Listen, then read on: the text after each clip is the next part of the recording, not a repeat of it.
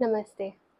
बहुत ज़्यादा प्रेशर आ जाना, जब पेरेंट्स को भी प्रेशर हो जाता है और बच्चों के ऊपर भी हो जाता है, जब बच्चा ठीक से स्टडी नहीं करता है, पढ़ाई में मन नहीं लगाता है। एक बोझ सा लगता है उनके लाइफ में स्टडी। जब आप उनको पढ़ने को बोलते हैं, एक बच्चे होते हैं जो खुद से ही पढ़ते हैं एंड एक हमें ज़बरदस्ती उनको बोलना होता है पढ़ने के लिए। जिसकी वजह से बच्चे भी डिप्रेशन में आ जाते हैं स्टडी को लेके एंड पेरेंट्स भी डिप्रेस्ड हो जाते हैं कि आखिर मेरा बच्चा पढ़ाई में मन क्यों नहीं लग रहा है। ऐसे 2-3 रीज़न की वजह से होता है बच्चों का मन ना लगना पढ़ाई में।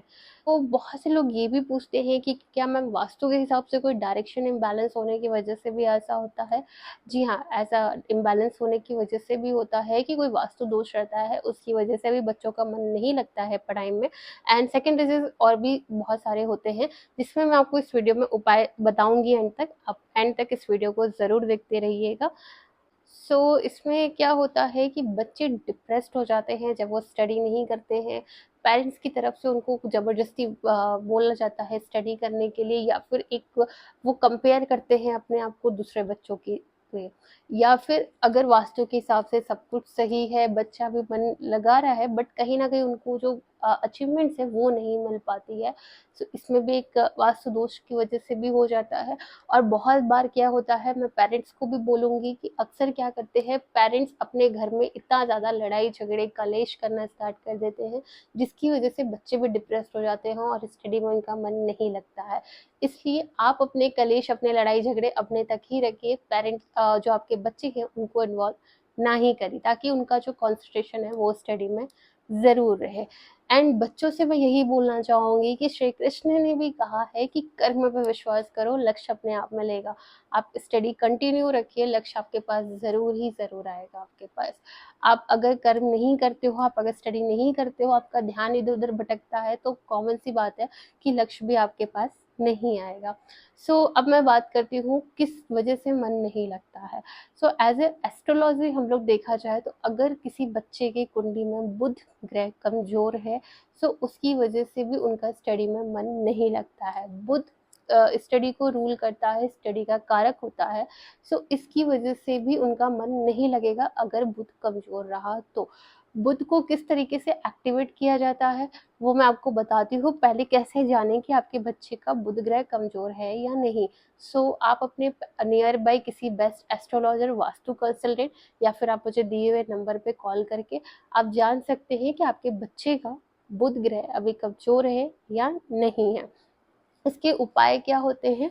ग्रीन चीज़ें ज़्यादा यूज़ करना स्टार्ट कर दीजिए। उनको बोलिए ग्रीन कपड़े ज़्यादा पहने, ग्रीन लीव्स, वेजिटेबल्स ज़्यादा खाएँ। एंड ग्रीन कलर का बॉटल आता है, काँच का बॉटल रहना चाहिए लेकिन वो। काँच के ग्रीन कलर के बॉटल में पानी पीना स्टार्ट कर दें। और जो जिस स्टडी टेबल पे वो पढ़ते हैं, वहाँ पे ग्रीन कलर का पौधा लगा दीजिए।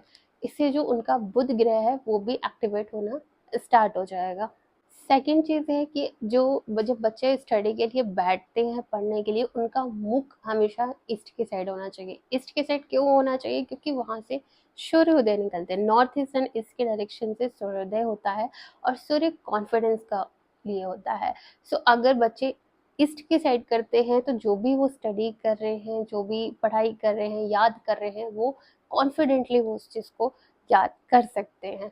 नॉर्थ के डायरेक्शन में भी उनका मुख हो सकता है, बट ईस्ट के डायरेक्शन में बेस्ट माना जाता है।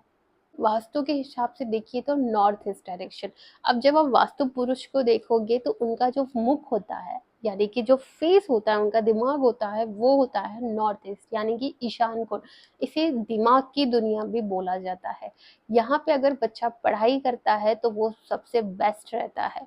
बट अगर पढ़ाई नहीं कर पा रहा है, तो इस स्थान को आपको हमेशा क्लीन एंड क्लियर रखना है। गंदगी नहीं रखनी चाहिए, क्योंकि यहाँ पे जिस तरीके से आप गंदगी रखोगे तो उनके दिमाग में भी वैसी चीज़ें ही जाती है।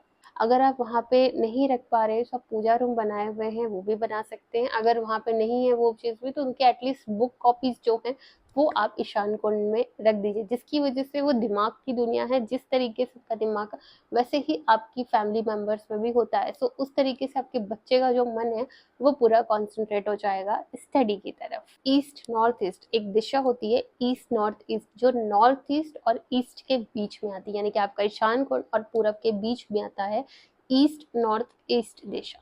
यहाँ पे अगर बच्चा पढ़ाई कर रहा है तो अच्छा है, लेकिन बच्चे को अगर कोई सर्टिफिकेट मिला है, अवार्ड्स मिले हैं, कुछ भी, वो आप इस डायरेक्शन में लगा दीजिए, ईस्ट नॉर्थ ईस्ट के डायरेक्शन में बेस्ट होता है फॉर स्टडी ऑल्सो।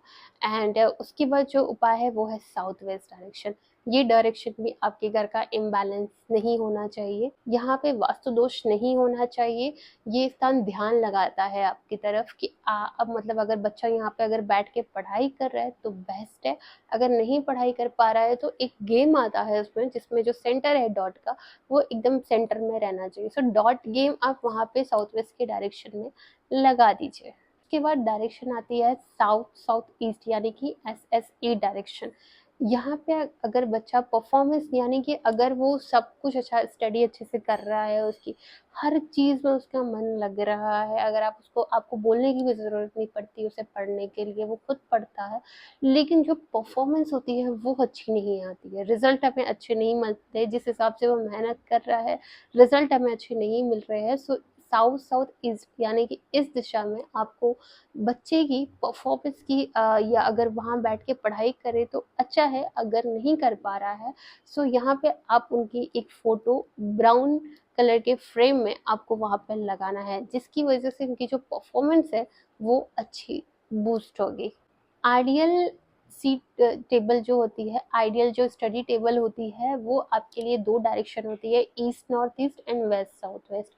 ये दो डायरेक्शन होती है जहाँ बच्चा अगर बैठ के पढ़ाई करता है, और ये जितने डायरेक्शन मैंने बताए यहाँ पे अगर इम्बैलेंस नहीं है सो बच्चे अच्छे से ग्रोथ करेंगे, उनकी परफॉर्मेंस अच्छी रहेगी, स्टडी में उनका मन लगेगा। सो ये एक छोटे छोटे उपाय कर लीजिए जिसकी वजह से बच्चे के पढ़ाई में मन लगे। सो फिर मिलेंगे एक नेक्स्ट वीडियो के साथ। सब्सक्राइब करना मत भूलिएगा। राधे राधे।